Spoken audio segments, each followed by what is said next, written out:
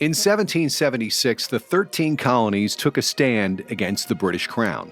The support from France is well known, and the names of Lafayette and Rochambeau are written into our history. But there was another ally working quietly behind the scenes, one whose contribution changed the course of history: Spain.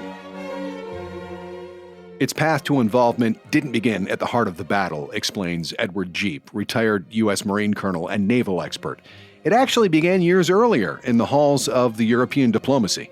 The collaboration between the French and the Spanish governments began some generations prior to the American Revolution in what is now referred to as a series of family pacts.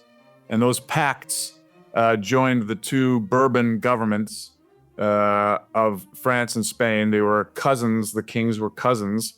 And they recognized, those two governments recognized that they, being two Catholic countries with a common enemy in the British, they realized after doing some analysis of their strengths and weaknesses that they weren't, as a single nation, going to be able to make any headway in their strategic objectives against the British. And those diplomatic ties soon translated into action. By 1776, Spanish silver mined in Mexico and Peru began to flow north. Those coins, the famous pieces of 8 we've heard about, became the backbone of the continental currency, the real fuel of the revolution. Mexico at the time was the only other place outside of Spain itself where they had royal permission to mint money because of the silver there. That's Dr. Thomas E. Chavez, a well-known historian and former executive director of the National Hispanic Cultural Center in Albuquerque. But financial support was just the beginning. Spain fueled weapons, ammunition, and supplies through a secret front company, Roderick Hortales et Cie. This operation, that was hidden in plain sight, helped bring European officers like Baron von Steuben and Casimir Pulaski to America, names that would become legends in the fight for freedom. Then, in 1779, Spain formally declared war on Britain.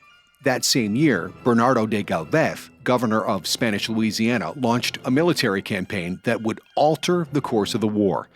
He quickly captured British forts at Baton Rouge and Natchez, cutting off the British access to the Mississippi River and choking their supply lines in the south. Over the next 2 years, Galvez captured Mobile and led a daring assault on Pensacola, the capital of British West Florida. That victory alone shattered British control in the then Gulf of Mexico. And Spain's impact wasn't just on land either. At sea, Spanish and French naval forces coordinated to extraordinary effect.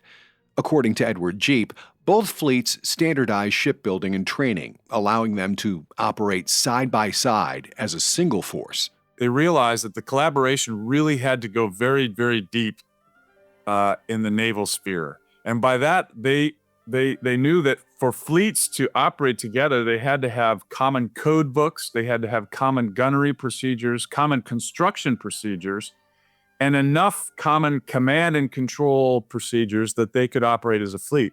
And the cooperation paid off in a very decisive role in the Battle of Yorktown, where naval supremacy prevented British reinforcements from reaching General Cornwallis. The trap was set, and it held. Still, Washington's army needed more than strategy. They needed money, desperately. Enter Francisco de Saavedra, a brilliant Spanish diplomat stationed in Havana.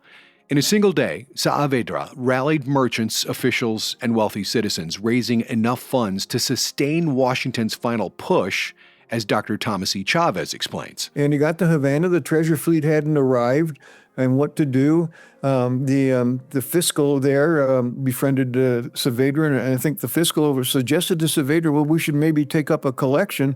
The governor said, well, why would we do that? Because people don't trust the government to pay them back anyways, and they're just going to lose their money. We're at war, and Saavedra agreed to do the collection. So in the course of one afternoon, they sent out 2 lieutenants from the French frigate with bags, and collected from all these people in Havana. In just a few hours, Saavedra gathered 600,000 silver pesos, a staggering amount of money at the time.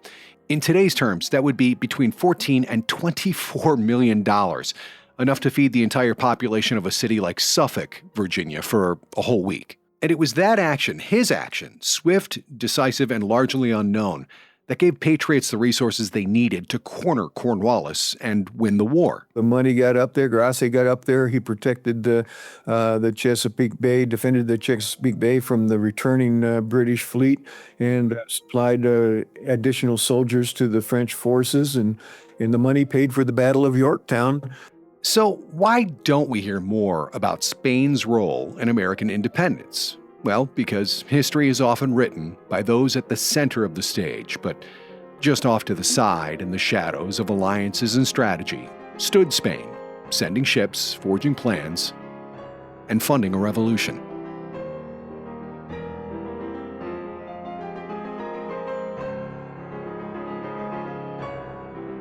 And if you'd like to learn more about this and other events from the Revolutionary Age of America, you can visit our website at WHRO.org/USA250. There you can also find our weekly 2-minute podcast, Revolution 250, stories from the first shore each week, another 2-minute look into the people, actions, and ideas that help shape our country from right here in our region. For WHRO Public Media, I'm Chuck Dowd.